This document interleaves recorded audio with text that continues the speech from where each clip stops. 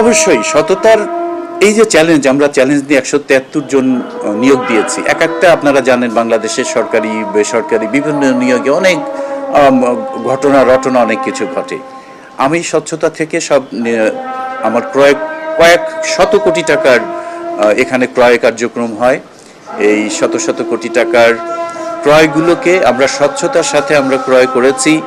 নিয়োগটা আমরা স্বচ্ছতার সাথে নিয়োগটা আমরা স্বচ্ছতার সাথে করেছি।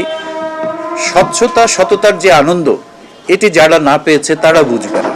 কারণ আজকে আপনারা যদি দেখেন এখন talk of the city, talk of the whole country, সেটা হচ্ছে ছাগল কর্মকাণ্ড, বেনজিরের কাণ্ড। তারা এখন এত সম্পদ করে কিন্তু তারা কেউ দেশে নাই, শান্তিতে নাই, পরিবার নিয়ে সন্তানদের নিয়ে অসম্মানজনক অবস্থায় থাকছে।